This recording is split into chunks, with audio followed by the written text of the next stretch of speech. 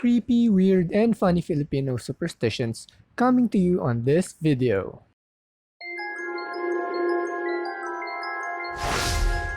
Hello everyone, this is Spooky Marioni and welcome to another video. God, I need to make proper segments for these videos, but I just can't categorize them properly and think of good names. Anyway, today we'll be talking about superstitions that are famous in the Philippines. I noticed that there's not much paranormal and supernatural info about my home country, so I thought it would be fun to share some. Let's get into the first superstition, which I would call the Headless. So, one of the old Filipino superstitious beliefs is that whenever a person sees someone without a head, whether this may be personally, through a reflection, or even through a photograph, it is said that the person is about to die. I couldn't find any history or explanation as to why people believe this, and it seems like nobody really knows where the idea came from. But I found out that this belief was popularized sometime around the 1980s. If you ever encountered this experience, worry not, as apparently there is a way to counter the foretold death. It is a bit confusing though, as there are two versions of it. One version is to take your clothes off, I kinda like this one, burn them, and bury the ashes. While the second version says that you have to wear your clothes in reverse while you walk home. If ever you are the one who sees a headless person, make sure to warn them. Hey dude, I think your head is missing. That's what she said. So the next superstition would be what Pinoys like to call pagpag. The word pagpag is commonly used to describe the action that someone does when dusting off clothing or sheets. The term is used in the supernatural as a means to quote-unquote dust off any evil spirit that may have attached onto you. Pagpag is a common Filipino practice whenever someone came from a wake or a cemetery. It is said that if you do not perform pagpag, the ghosts from the wake or cemetery would follow you home. As a way to perform pagpag, people would need to take a detour before coming back home. And usually these detours would be something like going to a mall or eating at a restaurant. Wait. Does that mean that you're bringing these ghosts to the restaurant or the mall? Well, better let them haunt a mall or restaurant instead of my home, huh?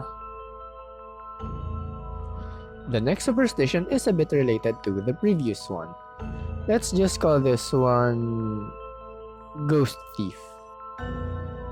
This one involves people who like to take home items or even food from a wake or a funeral. There is a belief where the spirits of people who have just departed would roam our plane of existence for 40 days, which means that these ghosts can see if you take home food or items from their funerals, and them dead peeps don't like that you take stuff that was meant for their party. It is believed that people who would do so will experience bad luck. Okay, so personally, I'm not really sold on this one. It just looks like a way to scare people from taking too much food or from stealing stuff during a funeral. It is a bad thing to do though, I mean guys, come on. The food was meant for all the guests who would sympathize for the grieving family, not for you to feed your entire family. And obviously, you shouldn't take stuff that isn't yours. Just don't. Our fourth superstition is famously known as Oro Plata Mata, which in Spanish means gold, silver, death. Okay, so this one I just found out recently. I never knew this existed as my family never practiced it, or maybe just didn't tell me. Apparently, all homes in the Philippines should never have stairs that sums up in multiples of 3. When building houses, one should say the words oro, plata, or mata in this specific order for each step on a stairs. A house's staircase should never end in the word mata, which, as I explained, means death, as this would bring bad luck to the family who lives there, and sometimes even death. As like most Filipino superstitions, it's very difficult to find the origin of this belief, and I couldn't find an answer from anyone I asked. There is a Filipino movie of the same title though, which was inspired by this superstition, but I haven't seen the movie, so I have no idea what it's about yet.